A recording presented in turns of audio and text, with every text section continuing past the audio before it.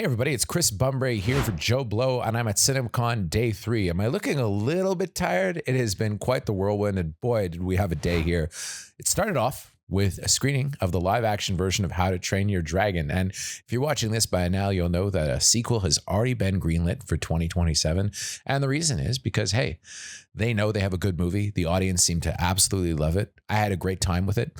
I'm not overly familiar with the How to Train Your Dragon movies. In fact, I haven't even seen the first two. I only saw the third because I was sent to review it many years ago, but I enjoyed it. I mean, it very much felt like a live action version of a cartoon, but very good cast.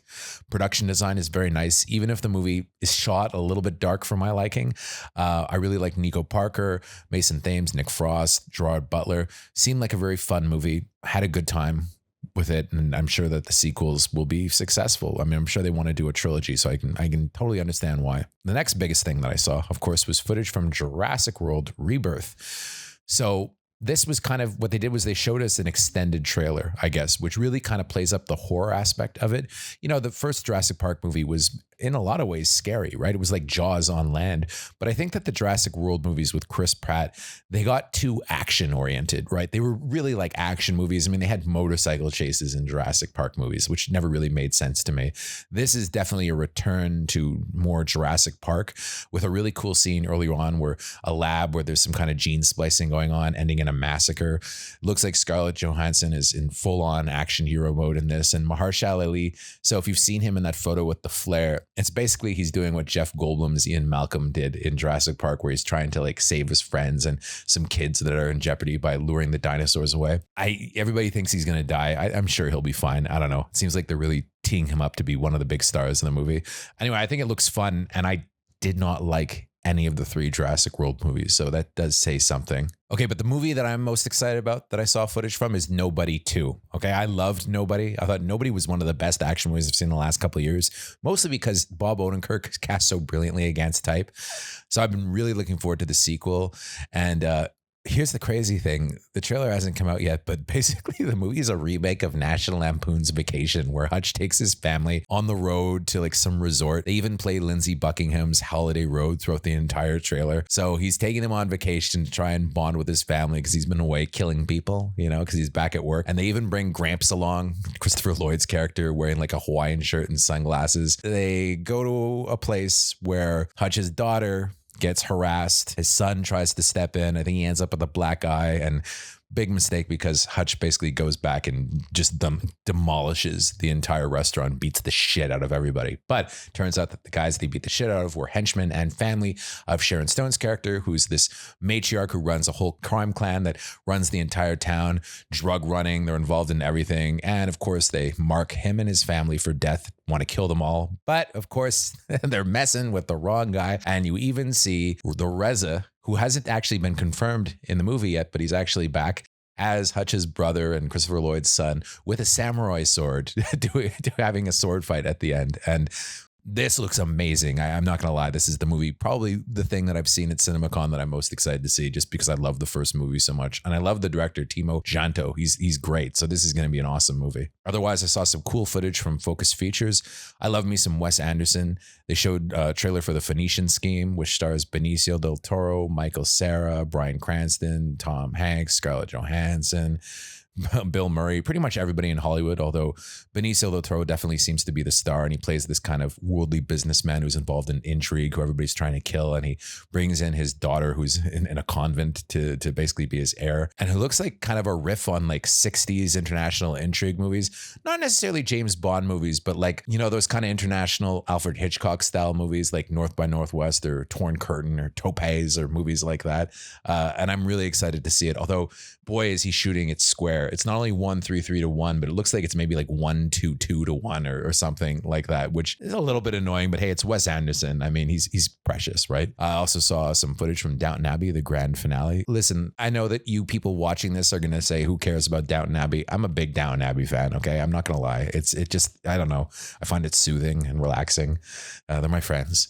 And well, it seems like it's the last installment, and what a bummer.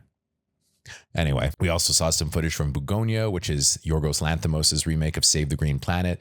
Jesse Plemons, Emma Stone. Hard to really tell you what the trailer's like, 'cause it's just very strange, but amazingly so, right? And I love Lanthimos, and I'm sure that it's going to make a lot of fuss when it comes out. We went into the Amazon MGM panel, and they actually started with a great trailer. They started with a trailer for Project Hail Mary, which stars Ryan Gosling. It's based on a book by Andy Weir, which is a bestseller, and it's directed by Christopher Miller and Phil Lord, and it's very much in the mold of The Martian. Sandra Hüller from Tony Erdmann, which I love, and Anatomy of a Fall is in it too.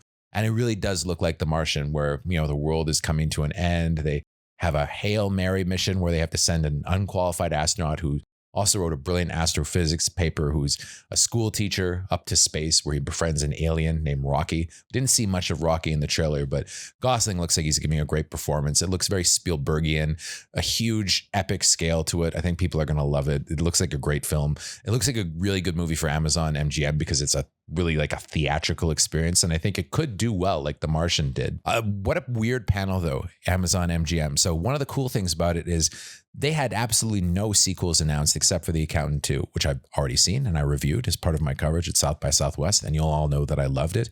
But everything else seemed like original films, which I have to say is really refreshing. So there's Mercy with Chris Pratt, which is directed by Timur Bekmambetov and co-stars Rebecca Ferguson. Chris Pratt plays the designer of this software called Mercy, where basically if you committed a crime, you end up in a chair, like an electric chair, and you have 90 minutes to prove your innocence by using all the video cameras that have been placed around the city and computers and files. And if you lose, the AI that's played by Rebecca Ferguson kills you. So it looks like Minority Report, but done with Timur Bekmambetov's screen life technology that he uses, that he's used in a bunch of his movies like Unfriended, but a way more high-tech version.